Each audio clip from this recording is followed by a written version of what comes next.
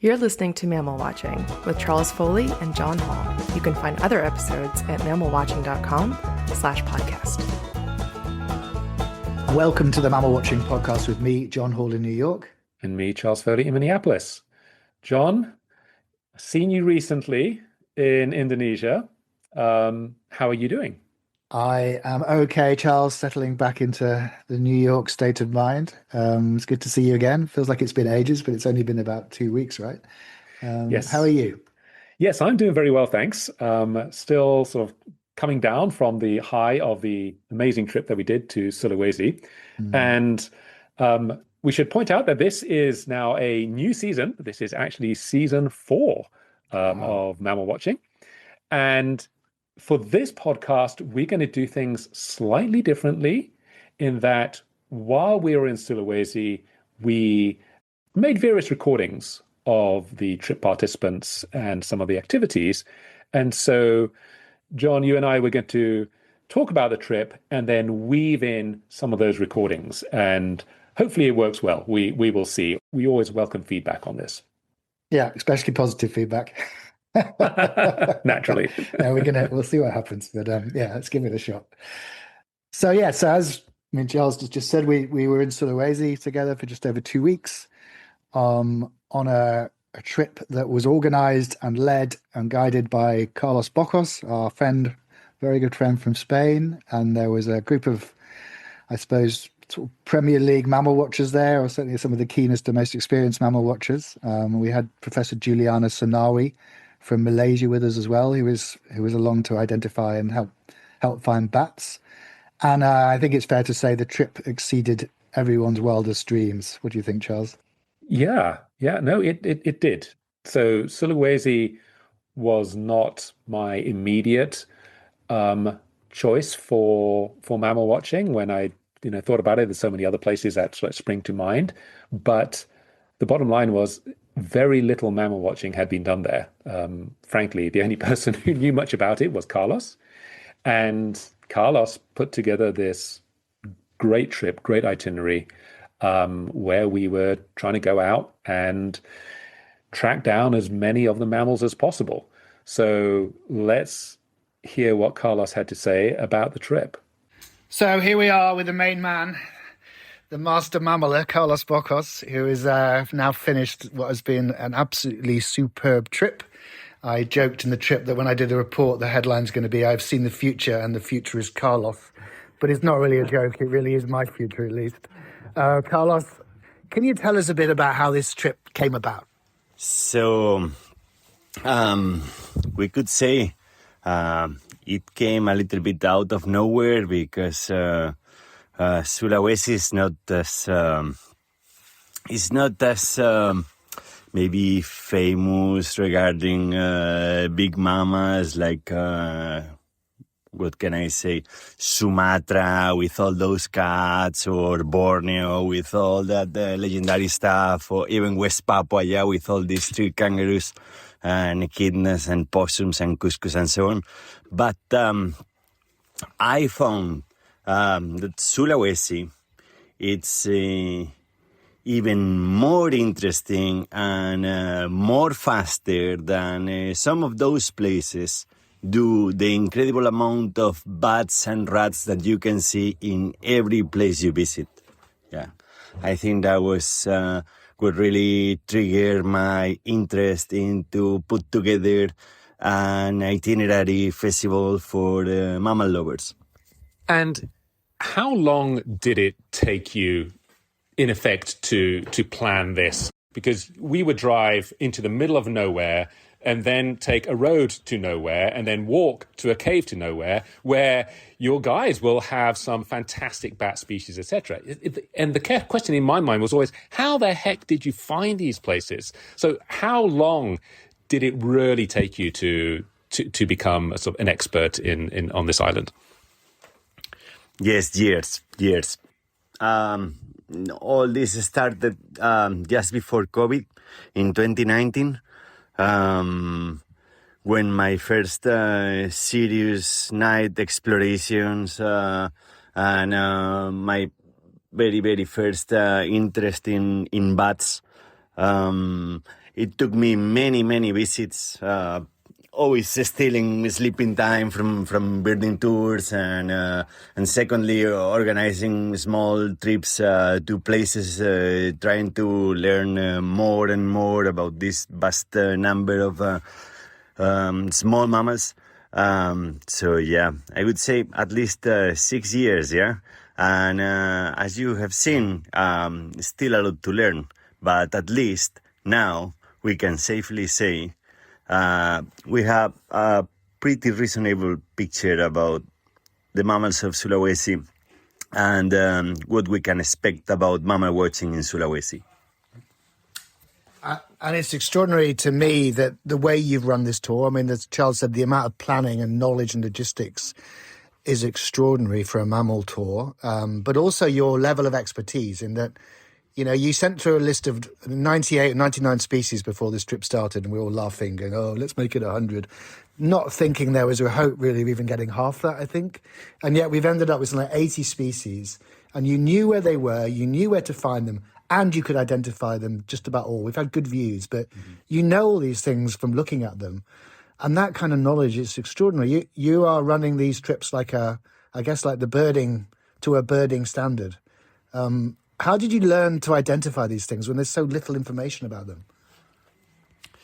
It's been a very long, very often very frustrating process. Because it's very difficult to find information about many of these creatures. There are no books, there are no field guides. Very few people working with them, even less people to talk about these things. The few researchers working mammals from Sulawesi, they have a very different approach to the one we have when we are trying to see these animals. I started from zero, and I started just looking at things, comparing at things myself, and trying to figure it out. If it's not this species, could be this one, could be this another one. So I recognize I still make mistakes, but I think we are getting there, and at some point we will be ready to safely identify pretty much all the species, just from a mammal watcher's perspective, yeah, just like what we do with the birds, just by hearing, by seeing them in the beans, even in the thermoscope, sometimes just by the way they move, by the way they run, by the way they perch, by the way they turn around. So, yeah, I think our knowledge, the general knowledge, is improving fast, especially with these activities, these designed activities to see as many mammals as possible. And I think this is just the beginning, and mammal watching is going to be just better and better and better in future years. So, Carlos, this trip was unique in many ways, but it was also unique because it was the launching trip for a new mammal watching company that you have set up. Can you tell us a little bit about that? Yeah, Charles. Yeah, it's been in my mind for years, I can say, and only after so much thinking, I decided to start a new project away from birds. That birds being always my passion, and they still are, yeah. But I think there is so much to do with mammals. It's a very interesting field. It allows me to go places and spend time looking for incredible creatures, and that's going to be my main focus for the next years. I'm going to try to take mammal watching to another level, at least a level that I'm not aware that it exists at the moment. Yeah, the same level that we are used with the birds. Yeah, like expecting near cleanups in the places. Yeah, trying to see absolutely all the mammals from a single region. At the moment, I know that target it's off limits. Yeah, I mean we cannot really get close to 80-90% of the mammals of a single region in a single trip. But I think with perseverance and hard work, we will get there. Yeah, I'm pretty sure we will get there. Yeah, just takes time and effort and perseverance. Okay, so the big reveal then, what is the name of your new company, and what are some of the highlight trips that you are putting together for the next year or two? So yeah, it was difficult, yeah, because nowadays it's difficult to come with something original.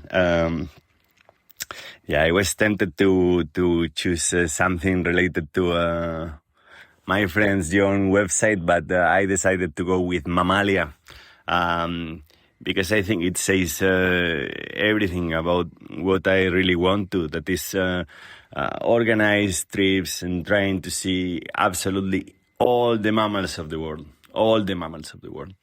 And I'm gonna continue doing trips within the region, after West Papua and Sulawesi and Papua New Guinea. I have other projects in mind, like Sumatra and Java, the Philippines, and since nowadays I'm living back in Spain, I'm thinking into start more things in that region. Probably beginning with Spain, but following with Morocco and Western Sahara, perhaps something else further south. Ivory Coast is very tempting, as you know, from other fellow mammal watchers that have been there recently. That's in my mind at the moment, and that's a lot to deal with because all these trips are very difficult to organize. So yeah, that's gonna keep me busy for a long time. Thank you so much for having me here, and looking forward to the next adventure together. Yeah, so are we. Thank you, Carlos. Can't wait. So that was Carlos talking about his new company, which we're all extremely excited about, Mammalia. I can't wait to do another trip with him. But let's now talk about this one. So, I mean, as Carlos explained, this really was a trip. It was a listing trip to see as much as possible of all these endemic species on Sulawesi. We started in the southeast, and then we flew to the southwest. So Sulawesi is, if you look at the map, it's sort of butterfly shaped, I suppose. Mm-hmm. So we did the southeast and the southwest kind of corners, and then we flew up to the middle, and then crossed the middle from west to east. We didn't do the north because some of us have been to the north, and because Carlos, said the north is quite easy to do. Places like Tangoko, you don't need to go in a group. You don't really need Carlos. There are guides there now who've got that area under control. But we started in the city of Kendari, and we all met very excited. And I think the trip was due to start sort of lunchtime, but we decided we were going to go anyway straight after breakfast for the first place, which was a creek. Where we had to basically walk down the creek for several hours, and no one had the right shoes, and everyone got soaking wet feet and created boots that then stank for the rest of the trip. But that was a nice gentle start, to be honest. It was a wet walk, but it was very easy. We didn't see much. We were looking for one particular squirrel, Alston squirrel, which we found because Carlos knows the call. So he heard it squeaking on the way back, and we had really nice views of it right by the creek. And then we went back that night for our first night spotlighting. Yes, lots of bats flying around, and we saw actually quite a few rodents running about as well. Yeah, several species. One of the key targets there was one of the undescribed tarsiers. And it was, I think, the only tarsier that we missed on the trip. We looked really hard, and Carlos had seen it there fairly frequently before, but it escaped us. So that is the one that got away. But a good, fairly gentle introduction into Sulawesi. It was. And then the next morning we went to a cave, which was sort of classic Asian bat cave, by which it's smelly, it's hot, but it was full of bats. That was the Japanese cave, they called it, I think, because some prisoners of war would hold up there and were there after the war, I think, living for, was it several years, they said? Yeah, it was some time, yeah. Something like that. That was the sort of gossip, or the history of the local history of this cave. But we actually recorded a section where we came out of there very excited because we'd just seen like at least 2 new species. I think we're still trying to figure out some of them. So let's hear from us back when we came out of that cave.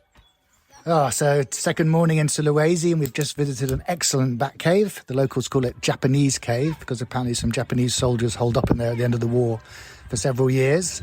I win the award for worst footwear choice.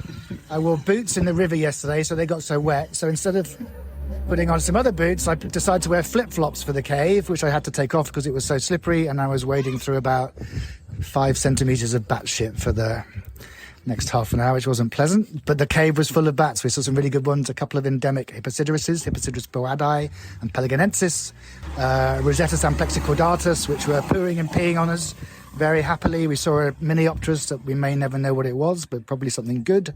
And I feel like Taphozoas, black-bearded tomb bats as well. But it was a great cave, and Charles is very happy because he's got even more lifers, haven't you, Charles? I think I'm over 40 lifers for the trip, and it's like 4 days in. So I'm doing really, really well over here. I just love being a newbie in a country with lots and lots of mammals. But this was a really nice cave, big open cave. It actually gets swept for guano by local people. In fact, they do hunt the bats as well. Doing a very good job of sweeping through, though, judging by how much was in there, as I discovered. Yeah, perhaps they're a bit lax on the sweeping. But what we figured was that anyone who's short is likely to get some sort of nasty tropical airborne bat disease. But the tall people, like Martin Royle sitting in the corner looking very smug, he's probably going to be just fine. But wow, what a cave. Beautiful. So many bats everywhere you looked. Wonderful bats just flying all around. Just an amazing Asian bat cave. A small group of booty macaques on the way in as well, which was nice. Probably the best looking macaque in the island. We saw some last night as well, but yeah, it was a nice view on the way up. So the second night, we're still in Kendari, and we're going back to the creek area to look for the tarsier again, basically, which is the one thing we'd missed. But it was raining. It had been raining all day. We hadn't really affected our going out, but it did affect us getting down to the creek because the road was pretty difficult even when it was dry. So we ended up walking along a track down towards the river for a few hours with our thermals looking for things. And the highlight, I think, for everyone that night was the first of our new to science species, it seems. I say the first because it appears we've seen several things, but this was the first one, so the novelty was very much still on. And we saw a little a Hyromes mouse. They're a Rani mouse. They're a very small, pretty little arboreal rodent, long tail. People who've been to Borneo may have seen them in Daramakot. Mike Gordon is really good at picking them up in his spotlight, not even with a thermal when he's driving along the road. So there is a species there, and there is at least, I think, one species known from Sulawesi and another undescribed species that's hasn't been given a name, but it's known. But there was apparently nothing from Kendari. So we saw this little mouse in a tree, and it behaved like a supermodel on the catwalk. It just sat there and posed for photos from every angle. And Carlos was extremely excited because he said there's nothing like this known from this area. This was effectively Stuart Chapman's 1000th mammal as well. That was another highlight of the evening, I remember. But for most of the people on that trip, it was the first time they'd ever seen a species that was brand new to science. And so it was an extremely exciting, the adrenaline was pumping, and everyone was, oh my, this is incredible. As with a lot of the stuff we saw on this trip, we need to really figure out if this is new for science. And if anyone actually already knows about this or what the story is. But it does, all we can gather so far, it seems like it was a new species for science. So that was very exciting. What I think is funny on this trip, and it's talk about sort of uptown problems, but the novelty of seeing these new for science species began to wear off pretty quickly, because people began to realize that if they're new for science, they don't have a name. If they don't have a name, they can't be ticked off our little lists. So we can't really claim them as lifers. And so what began with this great fanfare of adrenaline of, oh, we've seen a new species of science, this is amazing. By the fourth or fifth thing we saw on the trip, we were like, oh, not another one. It just became a standing joke about all these undescribed species, and the novelty wore off pretty quickly. So we're still figuring out quite how to treat these and what to do about them, because even if science hasn't gotten around to naming them, we want to tick them off. Of course we do. So that's a fun problem to think about. But yeah, this was the first one, and it was a gorgeous little mouse. Very exciting. Yeah, it was great. Absolutely tiny. I don't know how they found it. I think it was Carlos, of course, who found it with his thermal. But yeah, what was fascinating about this trip is just how many of the species are known but undescribed. There are probably about 10 of those. So we know that they have been seen before or collected before, but they just don't have a name because it just takes time for scientists to go through the entire process of collecting specimens and writing it up and putting that out there.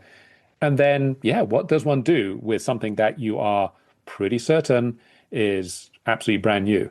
And personally, I think we should just make up names for these things and call them that, certainly with a common name, because hell, no one really seems to care about common names anyway. So we can do that and then put it out there and then see, because it may take 5-10 years for someone to come along and actually describe this thing. And in the meantime, what we can do is we can say that if anyone does want to find a new species of science, then for the cost of a few beers, we can give them the GPS locations. Exactly. And for the cost of a few thousand beers, we can even name something after them. We can sell off the names like they did for that Golden Palace TT monkey in Bolivia. We can auction off to the highest bidder, perhaps. Right, indeed. Who knows? There's potential in it. There is indeed, yes, yeah.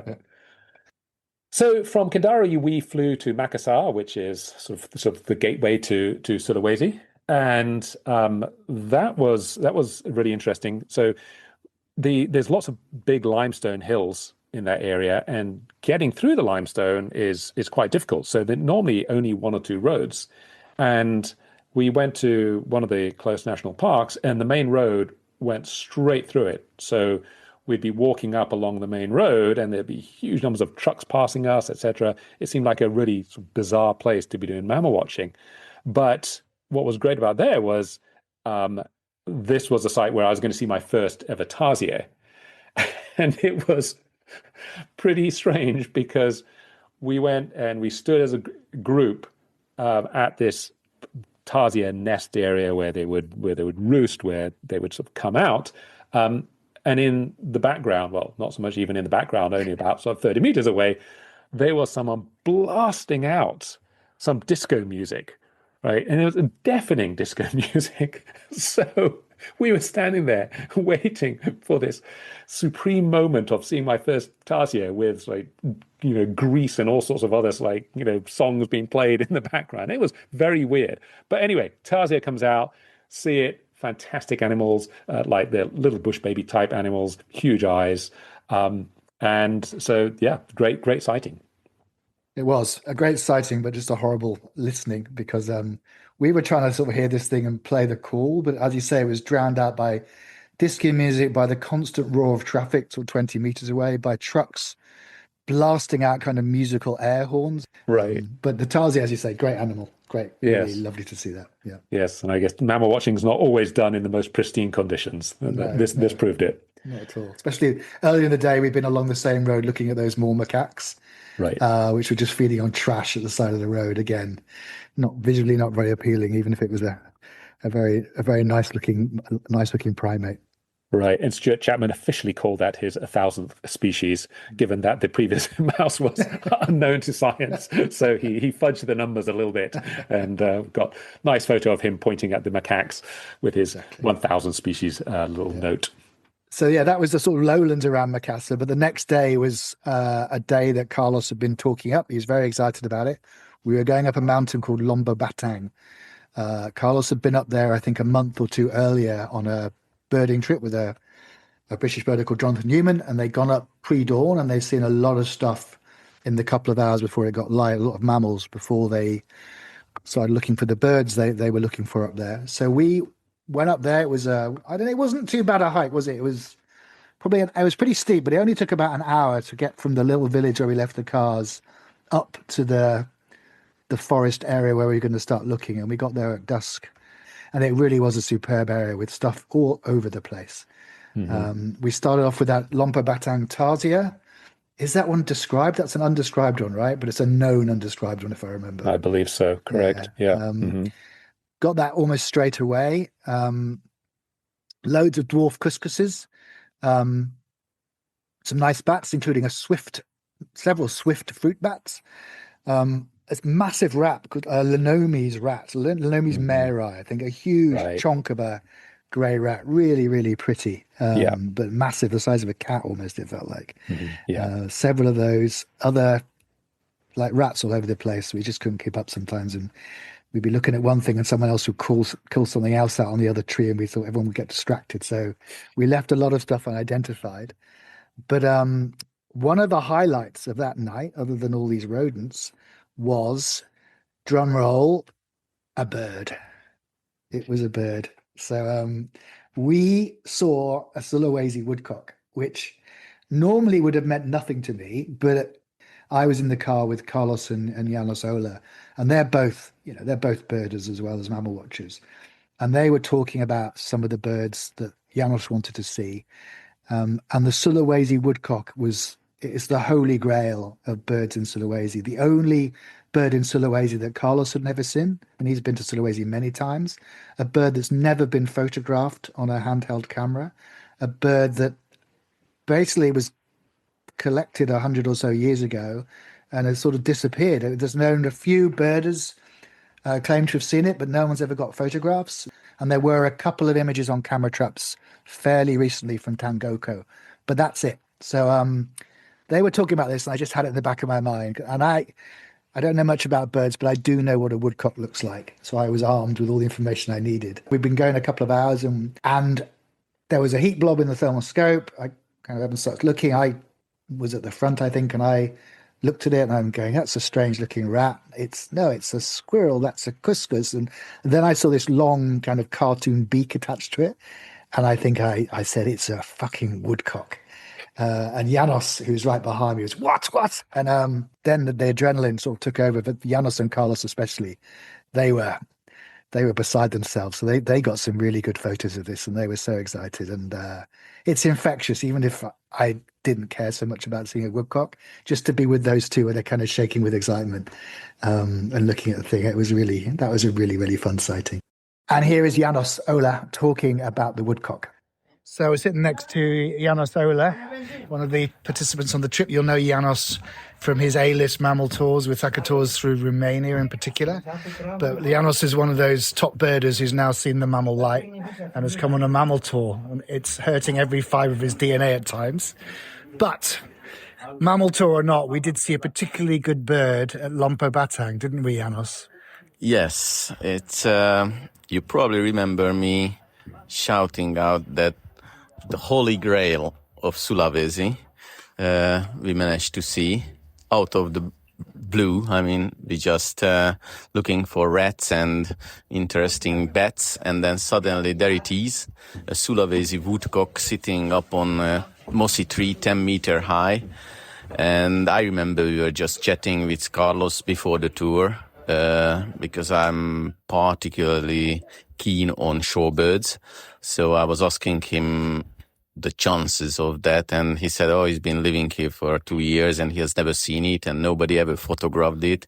And I just told him vaguely that, well, then a mammal tour is the time to find one. We're going to be out there with 8 thermo scopes and looking into the forest. So yes, that was something very, very special.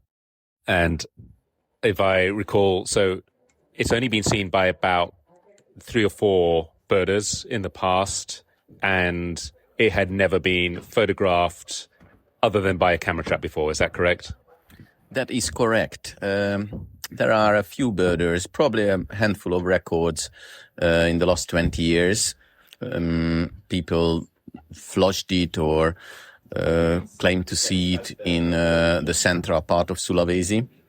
But as far as I know, there is one record on camera traps, so there are pictures of it in the northern peninsula, about 1,000 meter.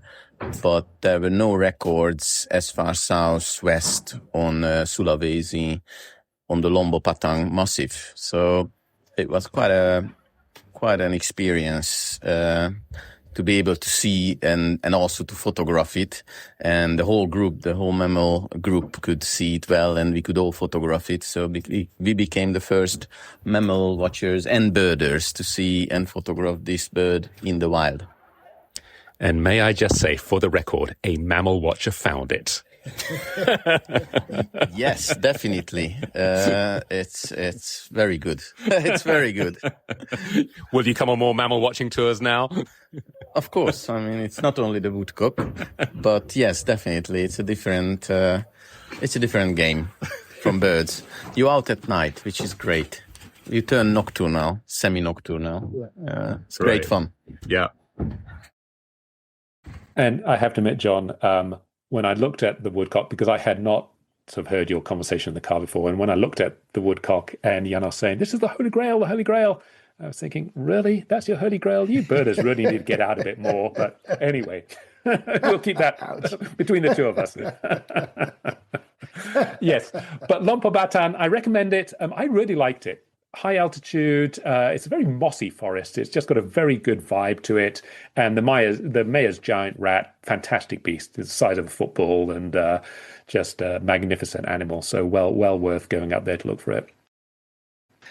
From Makassar, we flew up to Palu, and then we went to Lorolindu National Park for 3 nights. And Lorolindu is a well-known birding area. I think it seems as though most of the birders who visit Sulawesi go there to look for various species. But other than Carlos, who had been several times looking for mammals and also taken a group there last year, really very little work had been done in that area. So our key target over there, well, a couple of key targets. One was the pygmy tarsier. And this is a tiny species of tarsier. And I should point out that the tarsiers, when I was growing up, there was one tarsier known from Sulawesi. It was the spectral tarsier. And that spectral tarsier has now been split into about, 14, 15 species? I can't keep up. Yeah, Maybe even more. So, and many of them look fairly similar, but the pygmy tarsier really does look different. It's tiny, and its eyes look absolutely enormous compared to its body. So the first night we climbed up the mountain. We had dinner up in the forest, and we were sort of looking for squirrels along the way up. And then Carlos said, when we get to a certain altitude, that's when we might start seeing the pygmy tarsier. And it was like clockwork. I'd say within about 5 minutes of reaching that area, we found one. It was the only one we saw on the trip of 3 days, but that was a really great species for me. And the other one that we were looking for was the mountain bear cuscus. And we tried hard for it. We put a lot of hours of thermaling in, but unfortunately that is another one that slipped away. Yeah. That's a pity. I was hoping to see that one. But the tarsier, like you say, that was we did find it really easily, but then we only saw one. So it's interesting because this is one of the least known primates in the world. It was, for a long time, it was thought to have gone extinct. It hadn't been seen since the 1920s until the year 2000, when Indonesian scientists accidentally killed one when they were trying to catch rats. This was the first time it had been seen alive in 80 years.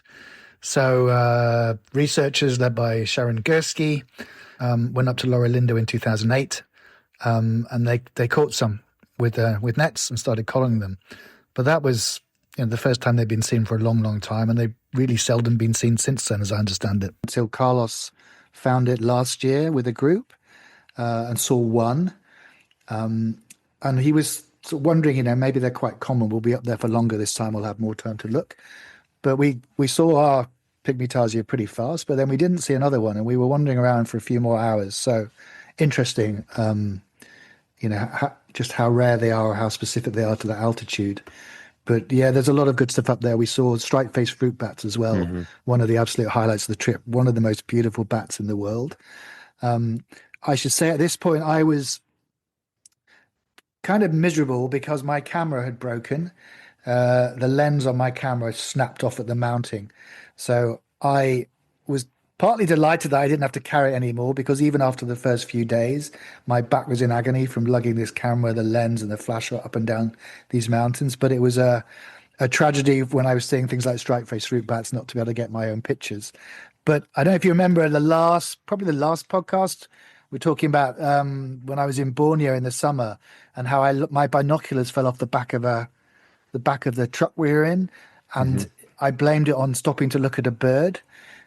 last time I used them was staring at some bird of prey in a tree, and then I put them down and they dropped out the back of the truck and I almost lost them.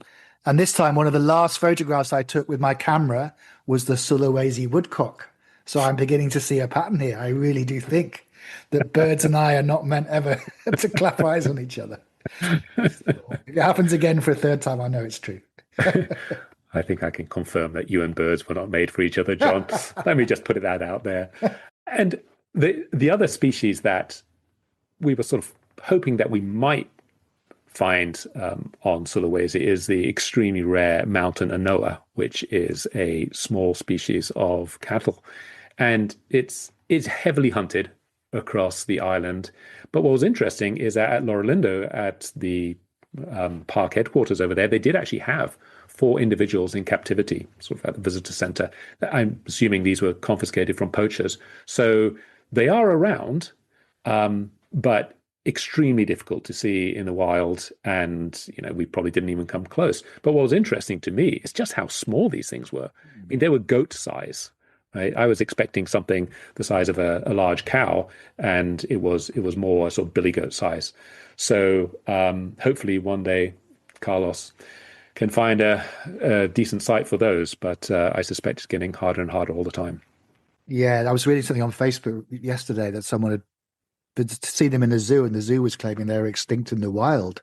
I mean, they're obviously not extinct in the wild, according to what Carlos has said, because he was looking for them just before our trip started to sort of scout an area for Mountain Anoa.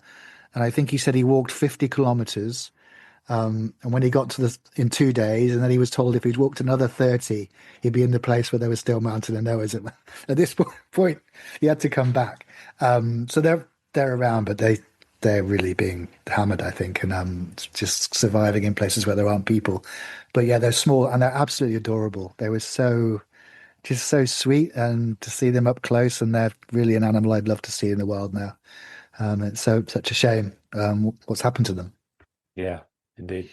So then from Loralindo, we drove several hours, I think it was 5 or 6 hours, to Poso, which was sort of in the central area of the island, but on the coast. We were looking for a couple of species of bats, and we went to some caves, and then someone said, "Hey, there's some bat sounds coming out of this schoolhouse over here." So there you have 8 men and 1 woman, all wielding massive cameras and binoculars, etc. And we just went trudging into the school. We asked someone, "Hey, do you mind if we go into the classrooms and look for bats?" "Oh, no, not at all." So there we were, like looking around and poking our head through the roof of the school to see if we can find the bats. And I thought, good Lord, if that happened in the States, we'd all be arrested. But no, nobody seemed to mind. It's like, yep, you want to see the bats? Of course you do. So on you go, knock yourselves out. So from there, from Poso, we then drove to Ampana, where Carlos had chartered a boat to take us to the Tongian Islands, and specifically the island of Malenge. And Malenge was different to any other place that we've been to, wasn't it, John? It was. It was a tropical paradise. We stayed in a lovely dive resort right on the beach. So, some people would say it even felt like a holiday at this point. But we weren't there for pleasures of the flesh, were we, Charles? We had much more important things to do. Yes, it was rather crazy because it was a magnificent tropical island. The sea is just absolute turquoise, and there was a little lodge over there, and there were normal people, normals as we call them, sort of like wandering around in bikinis and having their drinks, etc. And then there was us, and we were sort of clothed head to toe in like very sensible outfits with high trousers and sort of thick shirts, and we'd have our cameras and our binoculars, and we've got thermal imagers hanging from us, and then rather than lounging on the beach, we would go and find the smelliest bat cave that we could possibly get into. And came back to the resort just covered in bat shit, right? And you could almost see the people visibly just moving away, the normals moving away from us as we came back there. But let's listen to what Martin had to say about this particular bat cave. Okay, so we are here now by the shores of the sea with Martin Royle of Royal Safaris. And Martin, we have just been into a slightly crazy bat cave. Do you want to describe it for us? Yeah, it was, crazy is the right word. A swirling tornado of 5 or 6 species of bat, including Dobsonia, one of the largest cave-dwelling species, and must have been 1,000 plus, swirling around, causing chaos, wading almost through a sea of guano, slipping, bats everywhere, raining down guano on us, Carlos in his element, until even he admitted he reached his limit in an upper chamber. The smell was horrendous, but awesome experience. Very cool, and hopefully we can get to identify all the little bats we saw in there too. Yeah, and the irony, John, is that what did we give up in order to come to this bat cave? We gave up fresh donuts that are already waiting for us if the Frenchies haven't eaten them all on the beach. I didn't get any lifers. And unless one of these can turn into something good, quicker than I die of some horrible respiratory disease, because I don't know what I breathed in there. Even Ian was wearing a mask, so it's that bad. And signing off. But the prime reason for going to this island was to see a Babirusa, the Togean Babirusa, which really now is the only one of the 3 Babirusas that can be easily seen on Sulawesi. There used to be just one species, and the main species on Sulawesi, not even sure what it's called now, but that used to be quite findable in Nantu Forest. I saw it there in 2012. But they have been completely wiped out. They haven't been seen for 2 years because Asian swine flu has hit them. And like many of the wild pigs in Borneo and other places, they've all but disappeared. Luckily, swine flu has not reached the Togean Islands, and there's a different species there, the Togean Babirusa, which is there. It's critically endangered, but it's also really quite easy to see. And there's a very interesting story for that. And that story is really down to one man. He had a property, a local doctor, Dr. Ating. He has a beautiful house right next to the resort we were staying at. And so we went to see him, and he was telling us really the story about him and the Babirusas. We are sitting with a remarkable individual, Dr. Ating Solihin. And Dr. Ating has pretty much single-handedly saved the Togean Babirusa, which is a critically endangered species of Babirusa, only found on the Togean Islands. So, Dr. Ating, perhaps you could tell us a little bit about how you went about getting to know the Babirusa and then changing the minds of the villagers so that they no longer killed them. Yeah, in the beginning, I found the poo or something. Then I suspected it was the poo of Babirusa, because the only mammals beside the cows is Babirusa, no other big mammal here. Then in 2019, we received a gift from German tourists, camera traps. So I set up the camera trap behind and put it in the place where we saw the coconut is opened by some animals. We found out it's Babirusa, and then we started to give the what's called coconuts over there, but we have to split it because they couldn't open the coconut by themselves. Then we went in the camera trap. Then we saw that they pick up the coconut and took it to the jungle one by one. Then come back again to the same place and get it. It was at the time only one Babirusa, and we named it Chocho. Then slowly we put the coconut closer and closer to our place, and the last time we just put it in next to our windows. Then we watch them in the night. They are eating coconut. Now they don't pick the coconuts taking to the jungle, but they eat on the spot. And slowly, then they are becoming tame. Then even they pick up coconut and other food from our hands, and we can even make them lie down by petting them. and later the many tourists come and then want to see Babirusa. And in the internationally, it's well known that the only place in the world that you can see Babirusa in close distance is our place. Now the Babirusa eat not only in our place, also fed in other resorts, and people started not to trap or to be scared of them, but now they know that the live Babirusa is more valuable for them because they make money from the boat that rented by the tourists to come here. Pictures here at this wonderful place where you live of children lying down with their head resting on Coco's belly. So she became very friendly very quickly, it feels like. Yeah, Coco doesn't have any thought to attack people. In the beginning, the local, when they see Coco, when they come to our place, and one man holding the coconut trees over there in front of our house, then ready to start to climb because he was so afraid Coco will attack them. In the end, now the local even now just stay close to the Coco, the Babirusa. And now Coco already passed away. There's a replacement. Not only one, but there are 5 complete. There's Baru, Neo, and one young male, and there is one female and one child.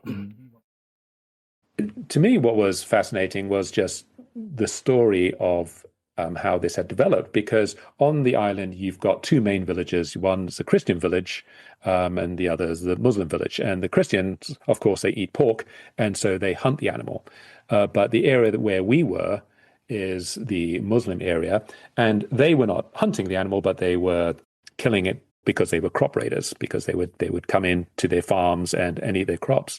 But it was simply the fact that Dr. Ating had posted about this animal online that started bringing some tourists and asking to see it. And then I think what really sort of moved the needle was the fact that some mammal watcher, I can't remember who it was, had found out about it and managed to sort of divert a cruise ship. And 80 people came off this cruise ship, all asking to see the Babirusa. And then the local community, who rely heavily on tourism for their livelihoods, realized that, okay, this was actually a big draw, and since then have not been hunting it. So there was just a fascinating story of how one individual can really make a huge difference. Yes, and he was a really inspiring person. It was lovely to meet him. And we saw the Babirusa coming in into basically the rubbish pit behind the lodge yesterday. And they are the most amazing pigs because they have no hair, just bald little pigs.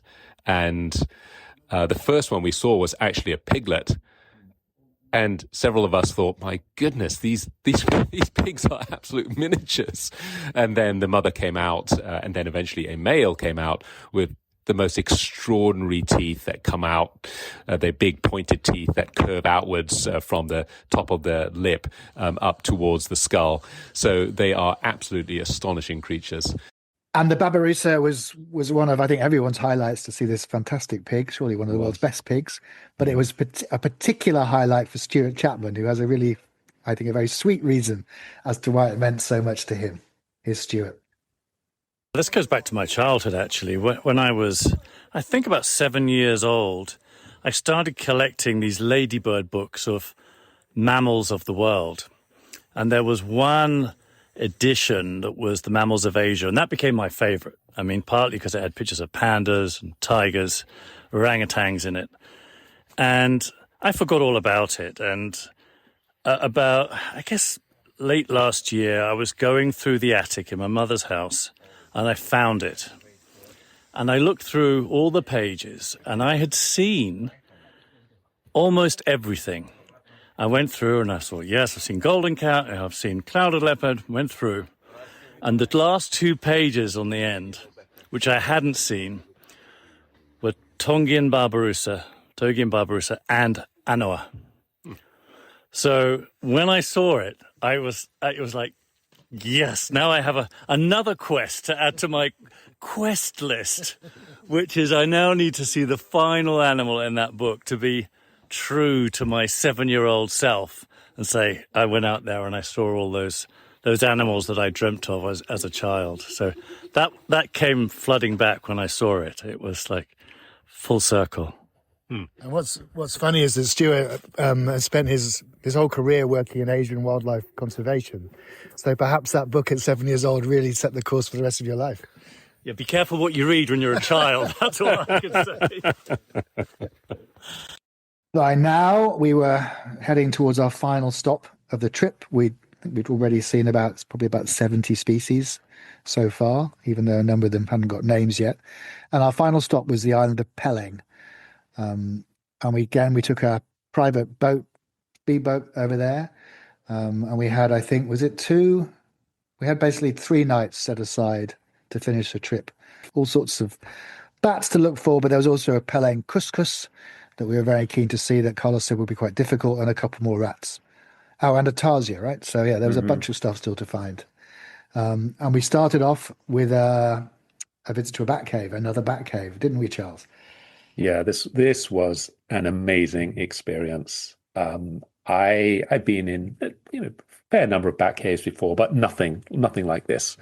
It was a steep limestone cave, like most of them, and then it just flattened out, and the whole floor was just carpeted in guano. And there were about 6 species of bats in there. There were Rhinolophus, there was Miniopterus, there was Hippocyterus. But just the densities was astonishing. And you would be sort of walking through these tunnels, and the bats would just be flying into you, and they hit you in the face, and they hit you on the head, and they'd be pooping all over you. And there was just the noise and the sound and the vision of it. You'd shine your torch in these big open caverns, and there was tens of thousands of bats, just simply spectacular. And the whole ecosystem down there, there was snakes and the shrews and all these different species. So an absolute highlight for me, I have to admit. I didn't think that a bat cave would be one of the real highlights of the trip, but man, if bats are your thing, this place is absolutely special. It really was. I mean, I've been at several bat caves as well, and this was the best cave I've ever been in, for a number of reasons. First of all, I saw my first ever Rhinolophus philippinensis, the large-eared horseshoe bat, which was a species I've wanted to see forever because they used to be on the list in Australia. They've since sort of reclassified the ones there, but it was a species I didn't really see properly there. So it's always been on my mind, and it's a really spectacular horseshoe bat. So there was that, but also aesthetically, this cave, it was like a sort of stately home in that there were these rooms with these chambers, but they were like rooms. And you kind of go through passages, were easy to walk along path, not no crawling or anything, but you walk through a small passage and you'd be into another chamber, like another room, full of bats, often of a different species.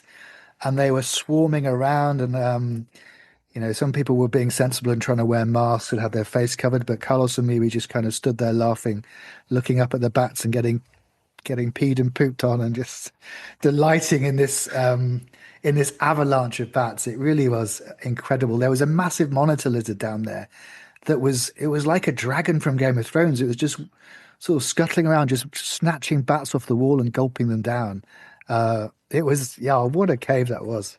I think we got like 6 species in there. We're still trying to work out what some of them were, but a bunch of lifers, I think, for everyone. And it really, absolute mega cave. One of maybe my favorite part of the whole trip, I'd say. Even more than the Sulawesi woodcock, I should add. Right. Though I have to admit, I do get somewhat claustrophobic. And on one occasion, when we were all walking around this cave, and I was following one of the guides, and we were walking back towards the entrance, and then we stopped, and there were 2 routes that we could have taken, and I could see that he didn't quite know which one to take. And this sense of panic just came, waves of it up through my body. Didn't last very long because fortunately we could see our footprints, so we followed those. But boy, I could never be a spelunker. But that cave was almost worth getting lost for just to see those bats, I must admit. Yeah. And talking about bats, we had, as I said, mentioned earlier, we had Juliana Senawi with us from Malaysia, Professor Juliana Senawi. She's a bat expert of the region. She came along to help us identify things. And she saw a bunch of new species for her, but one she was particularly happy to see was Suhania's swift bat. I think we saw that, maybe that was in Laurilindu. I can't remember actually. Yes. But here's Juliana talking about that. Juliana, thus far, what has been your highlight on this trip? Okay, my highlight so far is try to show as many bat with the woman name as much as possible, which is in this trip we only have one, and we already saw them, the Topterus suhanai, which is awesome. And what does it look like? It look like normal Topterus nigrescens, but the difference is they have hair at the tail is much more hairier than the common one, the nigrescens. And this is a relatively large bat, isn't it? Yeah, it's considered medium size, and it's actually the distribution is quite common here in Sulawesi, and it's only actually found in Laurilindu area. Right. And it described there as well. And do you know why it was named as it is? Yeah, it's named after one of the researcher, which is during the fieldwork. Sadly, his wife actually died. So Suhana is the name of the wife of the researcher that worked on that bat. Oh, that's really sad. I didn't realize she had died. Oh, no. Okay, let's go and cry in the corner, shall we? Yeah. So beyond the bat cave, the other sort of key species on the island there was an endemic tarsier and also an endemic cuscus. And we got the tarsier pretty easily on the first night. We were that first night we stayed in the port in a little like guest house that had just opened, which was surprisingly comfortable. Some people's rooms had air conditioning, like mine. Some people's rooms didn't. Like no, you had the air conditioning, did you, John? Okay. Not deliberately, can I assure you. Right, I shall make a note of that. Carry on. But then the next day we went up to this camp, at slightly higher elevation, and that was going to be a day where we were hiking up into the highlands to look for this Peleng cuscus that Carlos has said was quite difficult. So we all, of course, desperately wanted to see it. There was a real challenge to finish the trip on. The camp was a little bit more comfortable, I think, than we thought, right? It was wasn't really, well, it's labeled on Google Maps as a lodge, which I think I disagree with that definition, but it was slightly better than it was like some wooden kind of platforms and they put tents inside. But the first kind of blow when we got there was Carlos had been asking people whether they needed to take anything to their camp, whether we needed to buy any equipment. And several people said, well, I haven't bought a sleeping mat with me. Can we buy some sleeping mats? And then Carlos sort of had a discussion with the locals and said, oh no, they've got mats in the camp. We're okay. But, does anyone need anything else? And I think basically no one needed anything. So we're looking forward to these sleeping mats. When we got to the tents, their idea of sleeping mats were a long way different from what my idea of a sleeping mat is. The mat in my tent was basically like the floor mat in a Toyota Land Cruiser. It was about 3 millimeters thick. So I knew that night was not going to be very comfortable. I'll come back to that because other amusing things happened before we went to bed. But we ended up going out, that afternoon. We left like mid-afternoon, I suppose. We rested all day. And then we set off on what was probably the toughest walk of the trip, I'd say. Mm-hmm. We climbed until dusk. It was probably a good 2 or 3 hours, and it was fairly steep in places, and everyone was getting a bit kind of fed up, I think, with walking up. As soon as it got dark, we started looking, and we quickly realized there was actually nothing up this altitude. We'd walked all this way, and there was actually no point. So 45 minutes in, Carlos goes, look, there's nothing happening. Let's go back down. So we wandered back to the little village, which we'd walk through. And as soon as we got close and just below the village, we started seeing things. I saw a tarsier, we saw a few bats, a few rats, and then we saw a cuscus. I guess what happened was that we had found the fruiting trees. And where you get fruiting trees, you get animals. And once again, Carlos found this couscous, and we were expecting it to be the Peleng dwarf couscous, but in fact, it was one of the bear couscouses, the common bear couscous. And this thing is just really very large for a couscous. It's almost like binturong-like. Fantastic beast. And we got great views of it, just watched it feeding and moving through the vegetation. So that was a major highlight. And then probably about half an hour later, Carlos goes and finds us a Peleng dwarf couscous, again, just feeding on a fruiting tree over there, and saw it very well, got some great photos of it. So we'd hit two sort of major targets in the space of about half an hour, which was absolutely fantastic. It was. I'm really beginning to appreciate couscouses. I'm a big fan. They're lovely animals, and I guess that's the Australian in me as well. I like them too.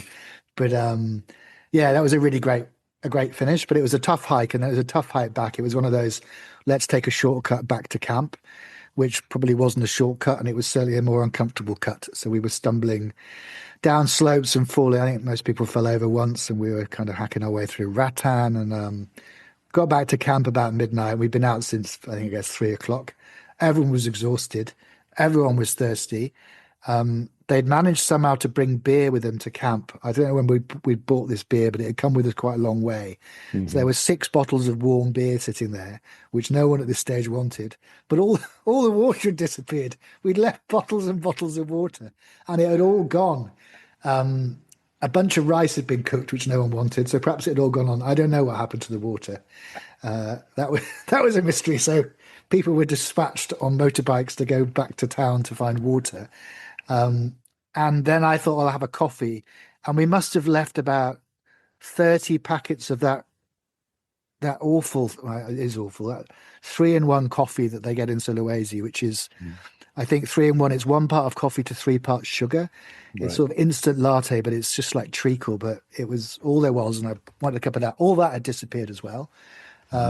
So we had warm beer and we had rice, and there was nothing else.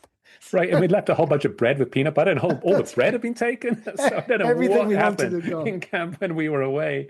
So, but yeah, it really was a bit of a downer, wasn't it? It was. And then you, of course, were sleeping on the Toyota mats that night. And I should perhaps interject over here and just say that I had brought an inflatable mattress with me. So I actually had a relatively good night. Except for the people next to me snoring. Yes, you know who you are. It wasn't me. I was across the way. Yeah, János had a little thermarest as well, which I was very envious of that night. So the first thing I bought when I got back online was I ordered a little inflatable mattress for next time. In my tent, I don't know if you had one as well. They had like a pillow for your head, but they had one of those long, sort of half body length, sort of sausage shaped pillows. Mm-hmm. So I woke up at 3 a.m. and everything was aching that was touching the wood. So I decided to try and strategically place this sausage pillow under my body in different positions to raise different bits of me off the floor. So I spent the rest of the night just like basically doing weird sort of yoga positions with the sausage under my waist, the sausage under my hips, under my legs, sleeping in all these contorted ways just to take the pressure off bits of my body. It was a horrible night. It really was. So I think all of us were pretty happy that A, to get out of there, and B, that we hadn't spent 3 nights there, which was the original idea. Exactly. So yes, I think there might have been a major revolt had that happened. But, yeah, because that was supposed to be our lot. We were supposed to spend the very last night of the trip there as well. Correct. And I don't remember what Carlos was still kind of keen to do it. Right, there was something else. Maybe there was some bat caves he wanted to visit or try for something. Oh, there was the chance of a lesser naked bat. Correct. That had been seen on the island, but there was basically everyone else was keen to go back to the bright lights of the town on the other side of the channel and spend the night in a proper hotel with a bed and a shower and everything else, which was a very good call. I think everyone appreciated that. Absolutely, yes. No, that was great, and a great way to end the trip. So you, I know, are still working fairly diligently on the trip list. We think somewhere in the region of about 70 mammals. I think so. Yeah, there's a bunch of it's all these ones we couldn't decide and describe yet, but I'm pretty sure they're all different. So I think about 70 would be my guess. Yeah, right. Extraordinary.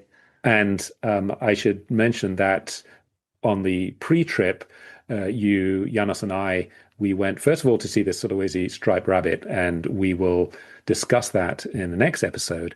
We then went to Waikambas and had a great night over there, just going up and down looking for species. And there's a single road that you just drive up and down. And I'd never been to that part of the world before, so everything I saw was new for me.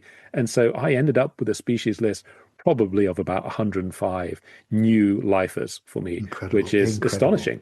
Yeah. But yeah, an absolutely amazing place. And I think it's a place that sort of any hardcore mammal watchers definitely going to want to get to.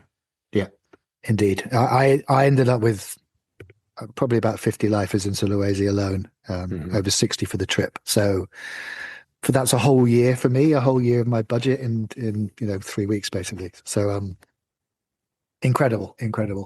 What a trip. Here is Ian Thompson, who is along with us, with his sort of reflections on the end of the trip and what it's like to be in such an unexplored place, really mammal watching on the very frontier. And here we have Ian Thompson, who needs no introduction in the mammal watching world because he has been on a mammal watching tear for the last couple of years. And in fact, this last year, I suspect he actually was trying to see every species in the world in the last 12 months. And we have set him the target of actually figuring out how many mammals he's seen in his official big year. But anyway, that can wait for now. Ian, you have been to this part of the world before, but it's been still quite an eye-opener of a trip, hasn't it? It certainly has been, Charles. I think what struck me most about the Sulawesi trip is the number of undescribed, poorly known, and completely unknown species that we've seen. Out of 80 species or so on the trip, I think probably about 10 fit that description. And I've certainly never been on a trip anywhere in the world that even comes close to that.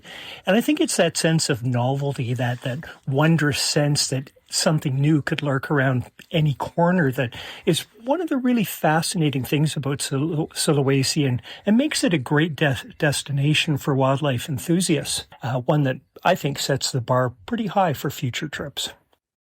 And so here are the thoughts of another trip participant, Nick Cox.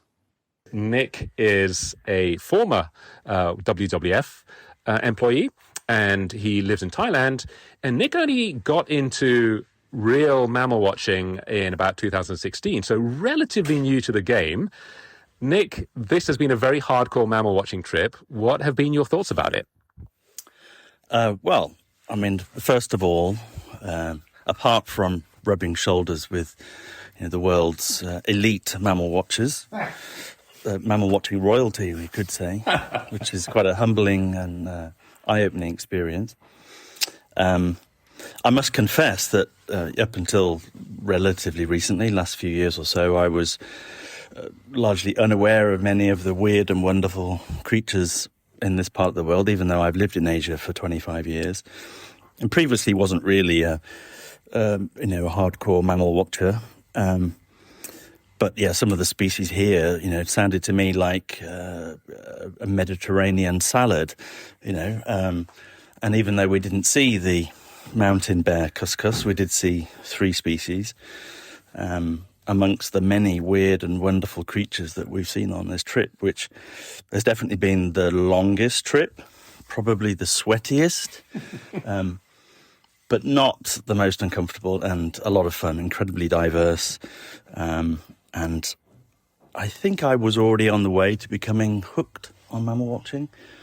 And I understand why people call it an addiction and a habit. And maybe from this point onwards, I will be even more hooked and have trips planned in advance. And it's been a lot of fun. And I think it's hard to go back once you've been on a trip like this and not be thinking ahead to what species do I want to see, what's going to be my quest species, which groups do I want to see, how far can I get on the list. Not that it's a competition, of course, but I think, from this point onward, perhaps this represents my acceptance into more serious mammal watching fraternity. The words of a true addict there, I think. And I agree with you. I think we were talking with John the other day saying this is probably the trip where there has been the longest periods in between showers. So sweaty indeed. Yeah, so all in all, John, a fantastic trip. Obviously, we had a wonderful group of people. And what really helps when you do this survey-style trip is to have people taking on certain roles. So, for instance, you'll have some people who will spend most of the time thermaling. And in fact, you were really on fire on this trip. You found loads of things in your thermal. And then you've got other people who will really focus on the photography, and others like working in that transition zone where when you found something in your thermal to then be able to get a torch on it and then to, if necessary, get a laser on it, etc. And that worked really well. We had people meshed really quickly, and we really got into that routine. And that meant that we ended up seeing a lot more species than we would have otherwise. And of course, a huge amount depends upon having an excellent guide who gets you into the areas where you're going to find the animals in the first place. But having a really good team also it really helps. And this team was great. Yeah, I couldn't agree with you more. The teamwork was fantastic. The first night we were kind of all bumping into each other a bit, and I was thinking, oh, maybe there's too many people, but we really did find our groove, and that really helps. And obviously a lot of credit goes to Carlos as well for all the research he's put into this, for his skill in navigating Indonesia and his ability to know everyone and to have all these friends gathered around who find these things, and also just all the logistics involved were exceptional. He's an extraordinary guide. But this method, as you say, this sort of teamwork with the thermals, with a group of people, it's a game changer. Carlos is really pioneering this, I think, and it's really working. This, the amount of stuff we found, and I know you've said this before, Charles, but it really feels like a trip like this, with a few people and thermals and not much time, can probably find more and identify more species than a full-scale biological expedition, which would be a lot longer and a lot more sort of person power intensive with traps and everything. Indeed. Yeah, no, couldn't agree more. I think that a group that really is in the groove and really knows how to find things can, in about 12 days, find what would take your typical expedition with trapping, etc., probably several months to find. Yeah. And this is something Carlos, of course, is very excited about with his new company and the sort of trips he's thinking, but he's really a sort of a driving force behind this. But beyond all the mammals and all the adventure, this trip was an awful lot of fun, really because of the participants. And if there's one thing I think that shows that, it's the noise that we heard repeatedly from János every time the app on his phone pinged because he'd seen a new life, a bird or mammal. It very quickly became the soundtrack of the trip. Let's close on that. This is the sound of János's phone updating a new lifer. Yay! You've been listening to Mammalwatching with Charles Foley and John Hall. You can find other episodes at mammalwatching.com/podcast.